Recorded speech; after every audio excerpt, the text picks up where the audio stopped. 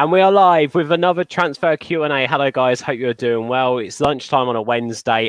Thank you for watching. If you're watching this now back on Periscope or Twitch, come and join us over on YouTube, youtube.com/all4united. Make sure you hit subscribe. And on top of that, if you're watching this on YouTube, why not go check us out on Twitter and Twitch? You know, give us a follow. Just search All4United. It's another transfer Q&A show. Your chance to ask some of the leading writers and journalists in the football world some questions. And delighted today to be joined by Chris Winterburn. How you doing, Chris? You all right? I'm doing well, thank you, Ben. You're all right? Is it all going? Whereabouts in the world are you?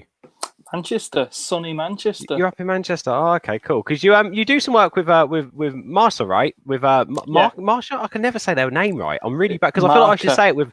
Well, I was going to say I feel like I should say it with a bit of Spanish influence, but I'm so bad at doing accents. So how's transfer season been for you so far?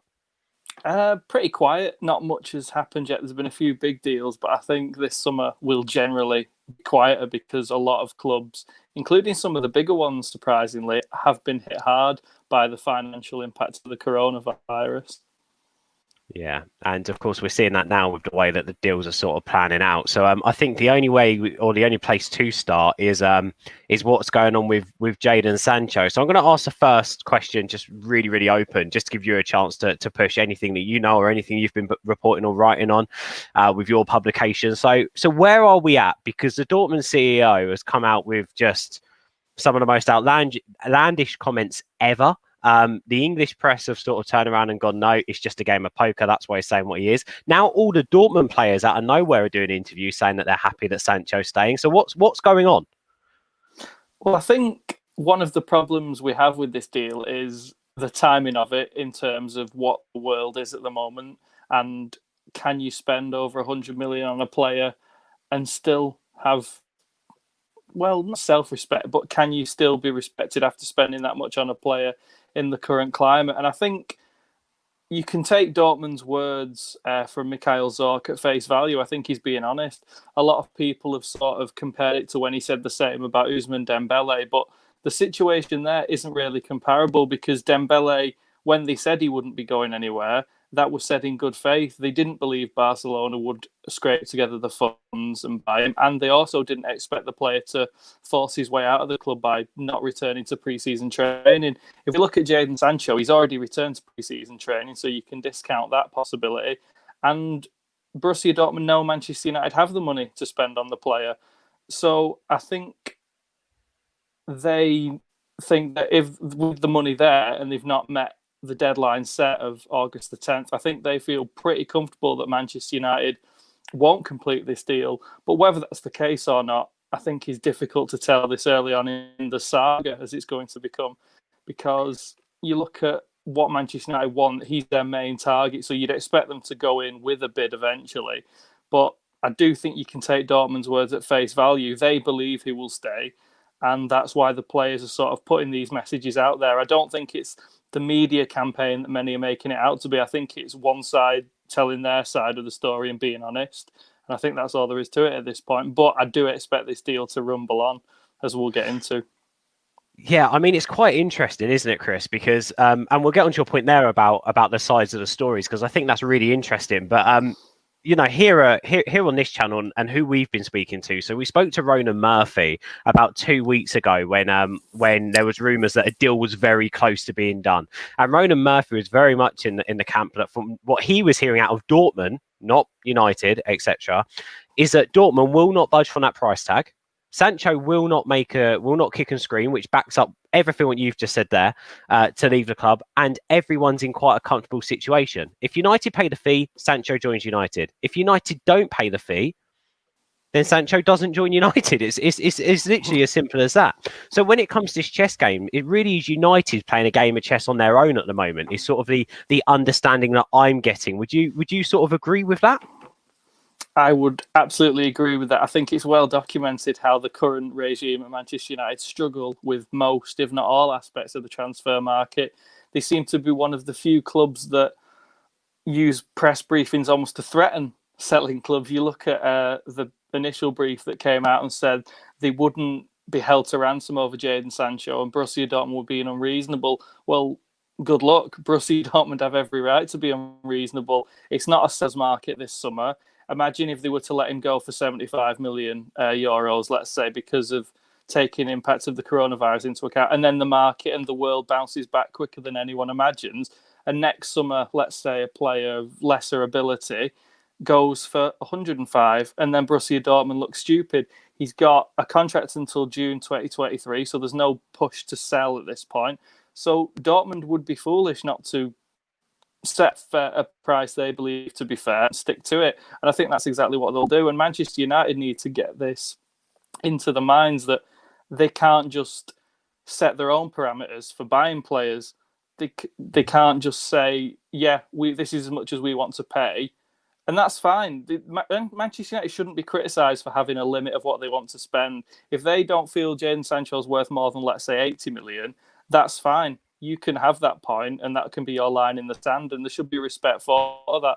But what the problem is with Manchester United is they don't have as much of a long list of alternative targets as we've seen with previous transfer sagas.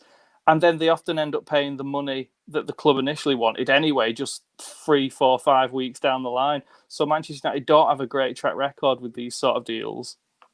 Yeah, and just quickly on another point you made beforehand, because obviously it's all relevant about the briefings and bits and pieces like that, and the whole chess game. So obviously you work in the media, you obviously work within press. So when it comes to the games that are currently going on, the English press are saying that United aren't deterred. They're going to go back with another bid, so to speak. They're confident that they've agreed terms with Sancho and actually everything's dandy, and what Zorc's saying is absolute nonsense. Whereas on the other side, the Dortmund press, so to speak, or the German press are saying no deal's going to happen. Sancho's there for another season. Saga over. So at the moment, what sort of fence do you sit on? What's going to happen now? What do you think is going to happen now? But also when it comes to these briefings, as football fans, who do we believe? That's a good question. I think it depends on what the words of the people you value more. I know Manchester United's person, particularly with briefings, his words can be taken not at face value, as we've seen throughout the last 8 years. But I think where I see this transfer side going is I do think Jadon Sancho will probably join Manchester United this summer, which sort of goes against everything I've said in the last 8 or so minutes. But I do think it will be for the fee Borussia Dortmund want, and I do think it will be later down the line.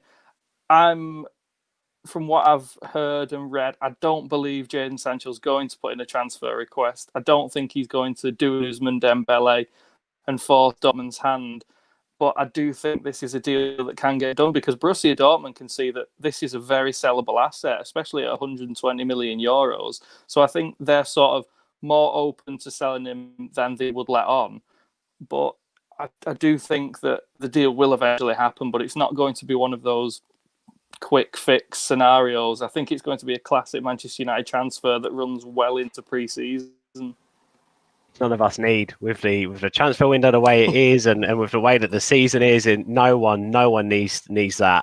But anyway, we'll come back. If anyone's got any more questions on Sancho, let us know. This is your show, your chance to ask some of the top writers and journalists questions about anything to do with transfers related to Manchester United or even other clubs, if you really want to, or maybe you want to ask Chris about his job. Feel free, ask a question. We had a question for Jamie Jackson about pressers the other day.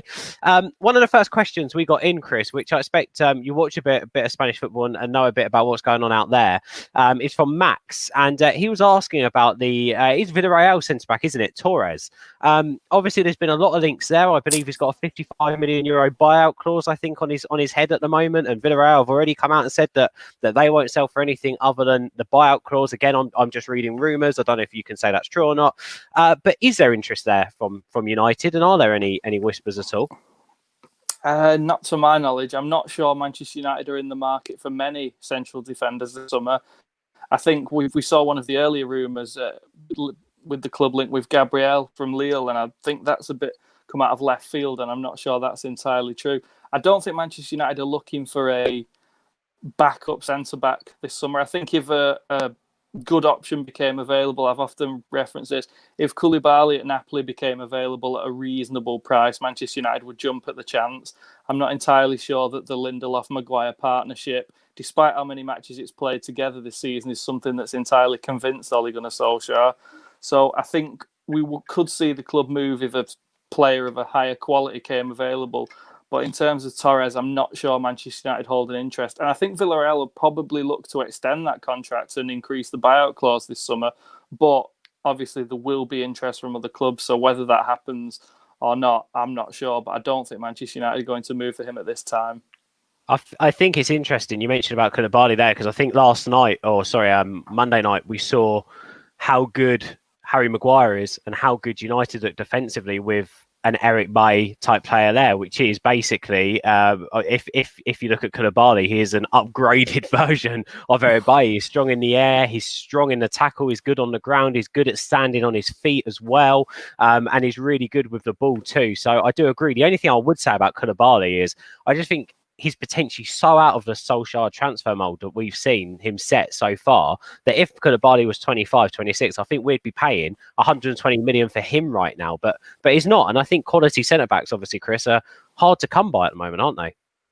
Absolutely. And I think it's possibly the one position, other than goalkeeper, obviously, which is a law unto itself, where you could maybe say Solskjaer would break from that transfer model, because you do need composure and experience at the back, and you either give that chance to a younger player to gain those qualities, or you buy an experienced player to improve your team dramatically. Obviously, we've seen the impact Virgil van Dijk had at Liverpool, and I think that's what they were looking to get with Harry Maguire. And obviously, I think Harry Maguire is not Virgil van Dijk. There's very few defenders, if any, that come close to Van Dijk at the minute. He's arguably the best in the world, and that's very difficult to get to. You can't find players of that quality and calibre around easily. But I think Maguire's had a good season. But I do think if the right deal came available, United would look for a partner for him. But I don't think centre-half is a priority, let's say. It's mad because everything's just gone really quiet whilst all the Sancho stuff's really loud. So it's really odd. It's like United are only dealing with one transfer at a time. Well, we know that's all they're capable of. We've seen that before. If we're even capable of that with the way this is going. Hello to Keshav, who says, well, you've mentioned about if you think we're signing Sancho, but is there any truth that United might have a look at the Havertz deal if maybe that Sancho deal doesn't come through? They play in different positions. I think Havertz is at his best when he's actually played as a sort of just slightly deeper centre forward. And I don't think Manchester United are looking for a player like that at the minute. They've got Bruno Fernandes and they've got Paul Pogba still, who's, I think, at his best in the other team's half. And I think Chelsea are pretty confident that deal will go through. I don't see anyone hijacking that. And that rumour's come from, I've not seen anything of that myself. I don't think Manchester United are looking to spend that much money on a player who they're not quite sure where he'll fit in. If you look at the main target, Sancho, it's clear where he fits in. He would go on the right of that front three. He would give the opportunity for Mason Greenwood to play centrally when he's given the chance, and also rotation with Martial, which is something United haven't had this season or last season. No, completely spot on. I like Havertz, but again, £100 million player. Not so sure. Hello to QWERTY, who wants some insight on Marc Roca from Espanyol. Is it Roca? Something like that. Anyway, from Espanyol, will he be a good addition for United? Because United obviously we potentially need to have a backup for Matic. We saw Fred play there the other day. So could it be that we're in the market for a lad like him? Or could he be someone on United's radar in the future? Maybe not this window. I'm not sure if he is. I think if he was on Manchester United's radar, they would have moved by now. But he's absolutely a player who Manchester United should look at. He's fantastic. If you look at the benefits of having Manu Matic in Ole Gunnar Solskjaer's team, is someone to sit at the base of that three-man midfield. I don't think you can play McTominay, Pogba and Fernandes together because they all want to move around. But Matic is quite happy just sitting in the holding role, not really doing much when terms of United are in possession, but he passes the ball beautifully. He keeps that midfield steady, and they desperately need someone, because we've seen as the season came to an end when Matic sort of got a little tired. He was playing a lot of games. the team sort of struggled without him. They had to change the style. And I think Roca would be an excellent addition. His passing for Espanyol has been absolutely tremendous. He looks like he would fit in. Whether defensively he's capable of holding that midfield together, I have doubts. But I think from a ball retention perspective, he'd absolutely be a perfect addition. Yeah, I mean, we need to be in the market sooner rather than later for a defensive midfielder. So who knows who that player is going to be at this stage? I don't think it's going to happen this transfer season. I can't see it happening. Let's go through a few more questions, guys. We've got about 5 minutes left with Chris. So if you want to get in any more of your questions, we'll try and speed through some more. If you're not on our YouTube channel yet, hit subscribe, turn on your notifications. We've got loads of amazing transfer Q&A shows coming up, and we're keeping you updated throughout City Season 2. So youtube.com/all4united. Make sure you hit subscribe. We'll come back to Sancho in a minute, Mark. So I'll ask your question then. First of all, I like this one. Irfan says, how many players do you think United will sign this summer? So you've mentioned there that, let's say Jadon Sancho, you've already said, although you're not concrete saying that the deal's going to happen, you're saying in your opinion you think United will potentially pull off the Sancho signing. So that's potentially one. Do you think United will go in the market after that? I do. I think it will be it'll be the classic summer under the current regime. I think it would be a maximum of 3 players, Sancho being the primary purchase, the most expensive one. And then I think they would look to midfield after that. I think there is a gap there for alternate options to the 3 players we just mentioned in Matic, Pogba and Fernandes. Fred, McTominay and Andreas Pereira, who may leave, all add similar things, but not at the same level as the starting 3. So I think Manchester United would move for a midfielder there. It's difficult to see a market, though, because you look at players available of a certain quality. Thiago Alcantara at Bayern Munich is of the highest quality and is available, but I think he will be going to Liverpool, and I'm not sure Manchester United would look to add his salary to their current wage bill. But other than that, it's difficult to see which players will be available in midfield. Obviously, Jack Grealish would be another expensive signing, but one which would sort of fit a lot of needs. And then after that, maybe, although I've said I don't think United are in the market for many centre-backs, I think obviously we've seen the rumours about Joe Rodon at Swansea. I think that could happen. It'd be quite an easy deal to complete. But he has had injury problems at the end of the season just finished, so whether that's going to be an issue, I'm not sure. But I don't expect to see many big deals.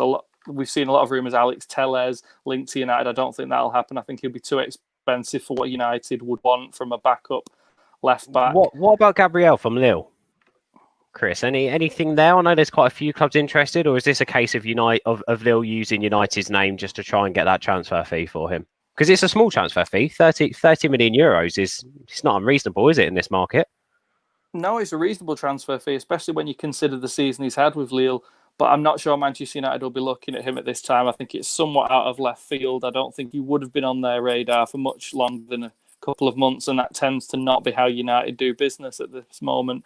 I think it's far more likely, if he does come to England, it will be to Everton. But I know that there are clubs in Europe who are looking at him as well. So I don't really see Manchester United in that battle for Gabriel. But I've been surprised before, but I'd be very surprised in this case. That's fair enough. So maybe 2 or 3 signings for United this summer then, but who knows where it's going to go. I think it ultimately depends on how long this Sancho saga is going to drag out for.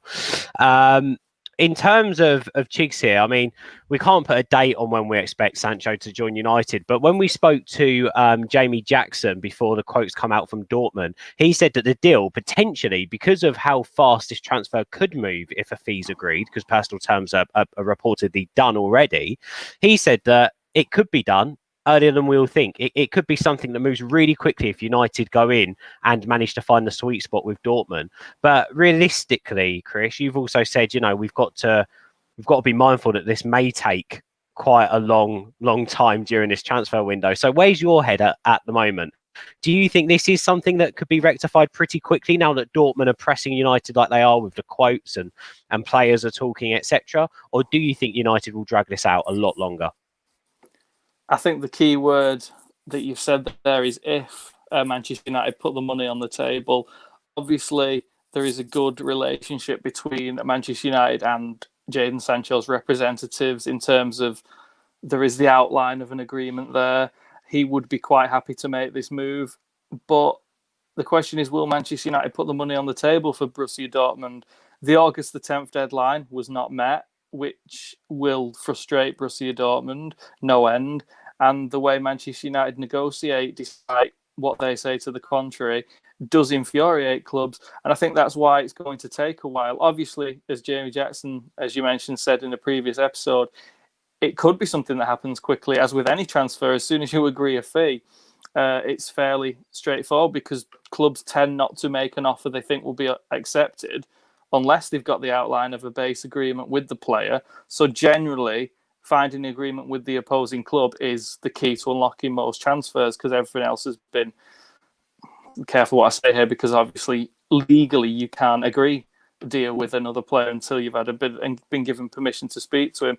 But most clubs know they will get a player if they make an acceptable bid. Seldom do we see clubs make a bid just to challenge other clubs at this point without knowing if the player's interested. So I think that's something that Jamie Jackson's right. This could be something that moves very quickly. I don't see it personally because United do not have a great track record of putting money on the table quickly. They tend to wait, agonise, frustrate their own supporters, and then eventually put the money on the table and give the current coach, whoever it is, less time working with new signings. But I do think it's something that people are going to have to be patient with. And if you're looking for quick news, I'd be surprised if there was any, especially with Borussia Dortmund in pre-season at the moment and United focusing on the Europa League. But I do, again, as I've said, think this is something that will eventually happen. When, I'm not sure, but I do think it will happen. We'll have to wait and see. It's going to be an interesting few weeks, to say the very least. It'd be interesting to see if Sancho comes out and speaks as well. I think that's that because they put a video up the other day of him and his fingers in his ears, and he was very quick to jump on Instagram story, quote that, and to tag the pay in it, like he done it for a thing for Memphis and not as a reaction to the rumours. So yeah, I think it'd be very interesting to see if he comes out, because other than that, he's been really, really quiet. I want to just go on two more questions, Chris, so we'll get through these as quickly as we can. Let's focus these questions all on United players, actually. Ayush says, will United be able to sell Lingard, Andreas and Jones and Smalling this summer? Do you expect there to be a mass exodus? I expect there to be significant exits, but I think with Jones's injury, the market for him is almost non-existent now. I think that was a deal that could have happened quite easily to another Premier League club, but I'm not sure he'll be on the move now. Smalling will, I expect, leave. Roma have been in a difficult position, not qualifying for the Champions League, the financial impact of the coronavirus pandemic and change of ownership. So that's why they weren't able to do a deal with Smalling and Manchester United in the Inter were with Sanchez. But Inter have been linked with Smalling themselves. I don't know whether they would want to pay the full 20 million euros that United have asked, but we'll wait and see on that. But I do think Smalling will head back to Italy this summer eventually.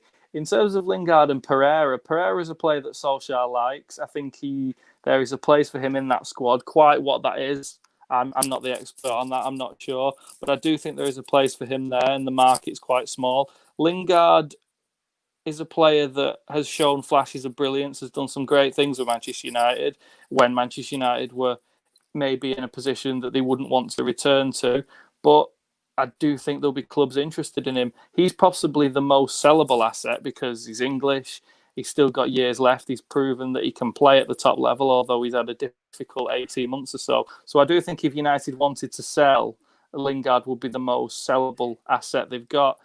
I also think Diogo Dalot, which is strange because he hasn't really been given a chance since Solskjaer came in. He wasn't involved in the match, in the Europa League match. He's just gone the last two. And I do think he'll probably be on the market, which to me is bizarre because I think there's a talent there. Porto rated him very highly when he left Portugal.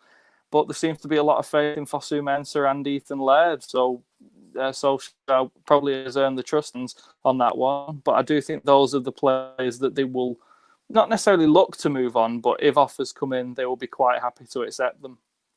Interesting. Very, very interesting. You say that is the interesting one. And one final question, Chris. Any news on the Pogba contract? Fabrizio said today that Romano said that talks will start with Raiola soon.